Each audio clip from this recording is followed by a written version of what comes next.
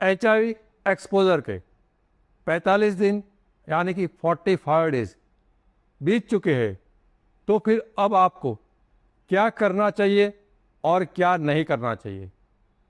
तो सबसे पहले देखते हैं, एक बार के असुरक्षित जातीय संबंध से आपको अनजान व्यक्ति के साथ किया है, तब भी उससे HIV होने का खतरा कितना है। ये खतरा बहुत बहुत कम है एक बार की घटना से, जिसको आप अंदाजित 0.001% कह सकते हो।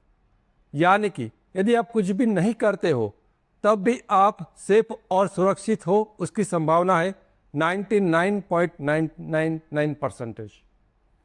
दूसरी बात, क्या अभी आप इस लेवल पर 45 डेज के बाद किसी सिम्टम्स के आधार पर HIV का पता लगा सकते हो? तो इसका जवाब है नहीं।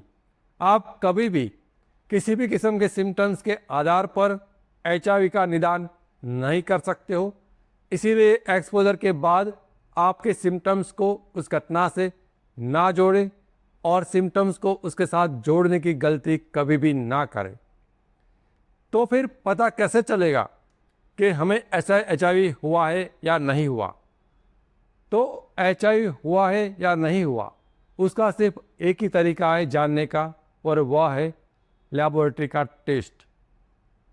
तो आपको 45 डेज के बाद कौन सा टेस्ट कराना चाहिए और कौन सा टेस्ट नहीं कराना चाहिए।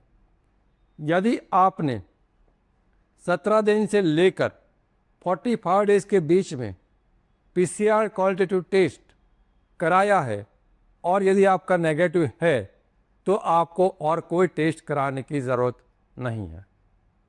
और यदि आपने नहीं कराया है, तो फिर आप 45 डेज के बाद HIV कॉम्बो या तो HIV DO, जिसके अंदर HIV antigen P24 plus antibody दोनों का टेस्टिंग होता है। यह टेस्ट आपको बहुत सारी प्राइवेट लेबोरेटरीज में हो जाएगा। उसका कीमत 500 से 1000 रुपये तक हो सकता है। और यह रिपोर्ट आपका कराने पर यदि रिपोर्ट्स नेगेटिव आता है, तो आपको और कोई रिपोर्ट नहीं कराना है। ना तो PCR कराने की ज़रूरत है, ना तो एंटीबॉडी टेस्ट कराने की ज़रूरत है।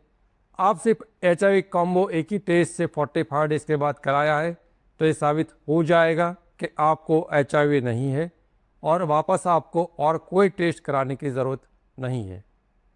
क्या आप 45 डेज पर कोई दवाई से HIV होने से रोक सकते हैं?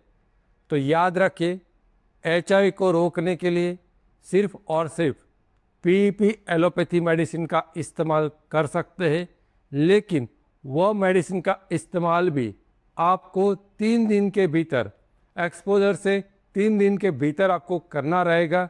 यदि 3 दिन से ज़्यादा वक्त बीत गया है, तो आप ना तो एलोपैथी ART PEP का इस्तेमाल कर सकते हो और ना तो दुनिया की कोई और दवाई का इस्तेमाल कर HIV को रोकने में मददरूप हो सकता है।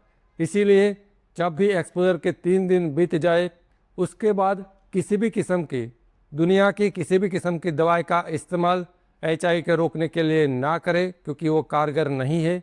उससे आपको कोई फ़ायदा होने वाला नहीं है। और आपको सिर्फ एक ही टेस्ट कराना है 45 डेज के बाद। यदि आपने आगे कोई टेस्ट नहीं कराया है, PCR टेस्ट क्वालिटेटिव नहीं कराया है, तो 45 डेज के बाद टेस्ट करा लीजिए। नेगेटिव आ गया तो आपको और कोई टेस्ट कराने की ज़रूरत नहीं है।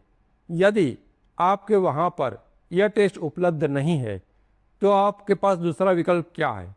यदि आपके पास आपके नज़दीक पर ये टेस्ट उपलब्ध नहीं है, तो आपको 90 दिन तक इंतज़ार करना है और 90 दिन के बाद आप गवर्नमेंट में free of charge ICTC centres में आप HIV का टेस्टिंग करा सकते हो। वहाँ पर HIV एंटीबॉडी टेस्टिंग होता है और वह टेस्टिंग यदि आपका नेगेटिव आ जाए 90 दिन पर, तो आप अपने आप को HIV फ्री मान सकते हो, सेफ मान सकते हो, और उसके बाद आपको और कोई टेस्ट कराने की ज़रूरत नहीं है।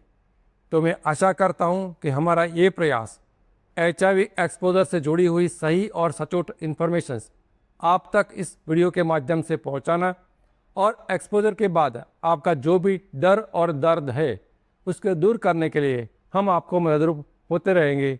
धन्यवाद। मैं doctor Ketan Ranpriya, HIV AIDS specialist.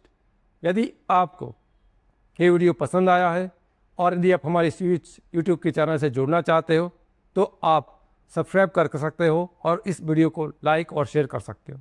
Thank you.